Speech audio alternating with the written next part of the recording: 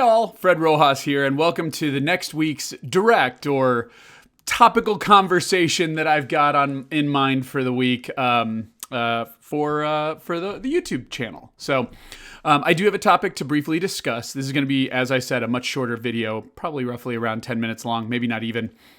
But it's to touch base with you, to have us talk about some conversations, and most importantly, also to inform you as to what you can expect in this upcoming week as far as content. I do have content ready, so let's open with that.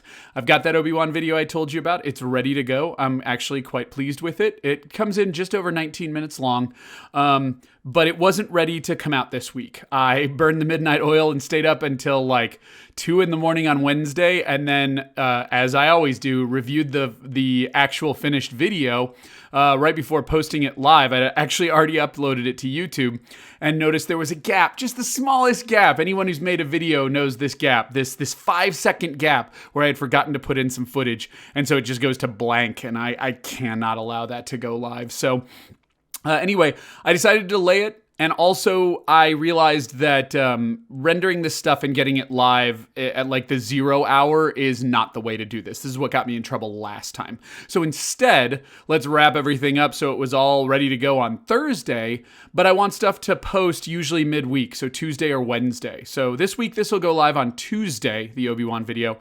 I usually do about 11 a.m. That means that those of you in the Pacific time slot get it at like 9 a.m. when you're first starting your day, although I don't know many people in California who start their day at 9 a.m., but hey. And then those of you in the East Coast, you're used to everybody catering to your timeline. It's right there at noon for your lunch hour.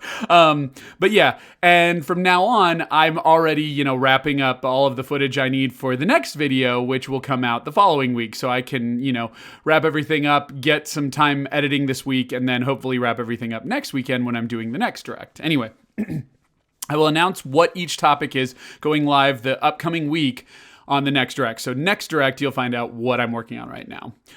With all that aside, I figured let's do a discussion topic, something I wouldn't really be able to make a video on because it would either be a bunch of footage that's unrelated or it would be a bunch of pictures that I'm kind of taking from the internet and putting together in a hodgepodge, and I don't think that's a really good place for videos like this. But it's the concept that video game history is not factual all the time, and it's definitely not finite.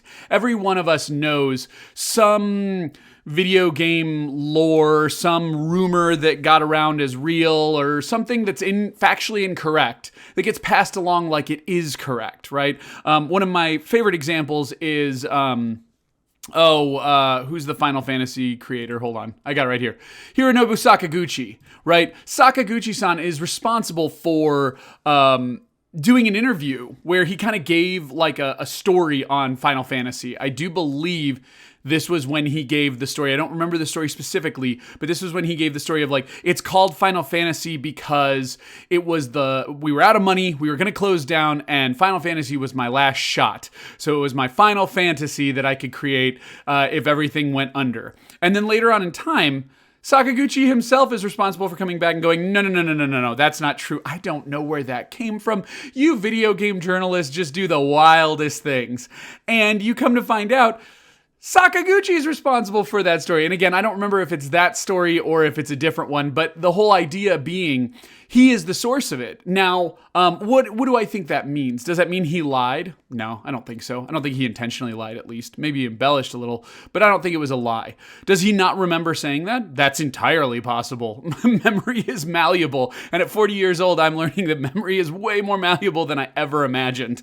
You might think of something arbitrary, like what that girl in high school was wearing on her shirt when you fell in love with her, got a crush on her. But you may also remember something huge with the fact that like her name was, Kelly instead of Megan or something, right? Like there's weird things like that. And then you go on and on and on. I'm 40, and if I had to go back and think about like when I was 26 and like some of the details about my work when I was working at that time, early into my career, yeah, I'd probably get some stuff wrong as well.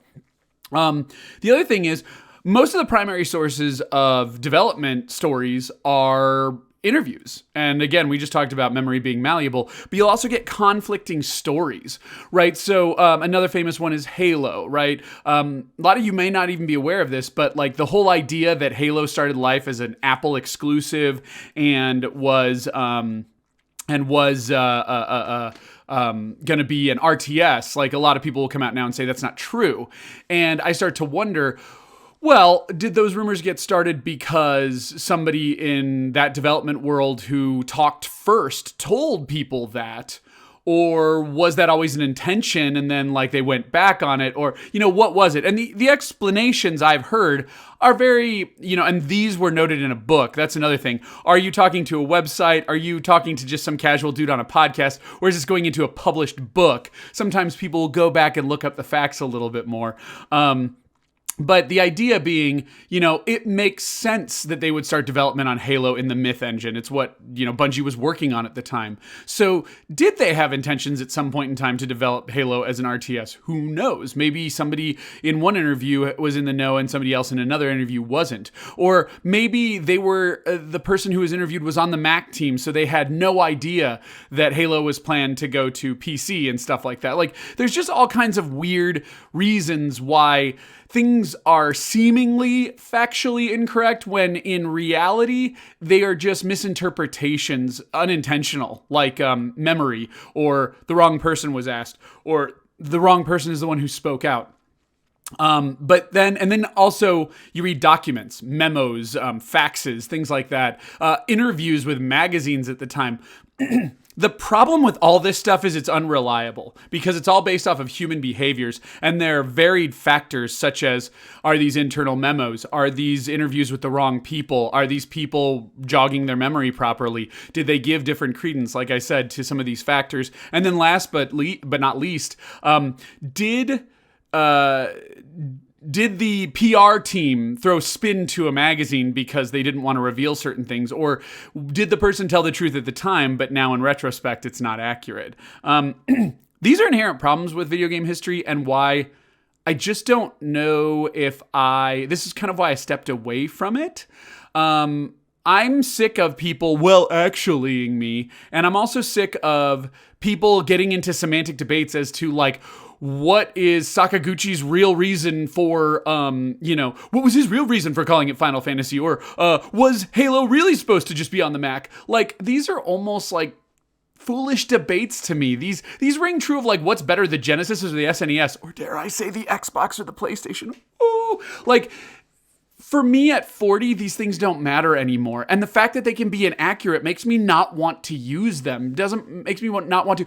There will be at least one fact that I think is true, that I looked up, or that I cite in that Obi-Wan video, that some guy is going to, or gal is going to come out of the woodwork just so they can actually me and tell me is wrong, right? I know I've just imposed that challenge, but I bet none of those people who are going to do that watch these directs. But hey, the other problem is if they're inaccurate and you can't trust them, what's the point about knowing them? And so I think that's where we wrap up with what I really make my videos on, which is, let's look at the actual work itself, not the whys or the whens or the hows. I've always loved the stories of development, and I'll continue to do it, but I'll leave those to the people like the Jason Schreiers of the world, who ideally interview people at the time, and you take them with the grain of salt that they may not be completely factually accurate, but the people who are telling these stories and the people who are documenting these stories are doing the best they can to keep them accurate.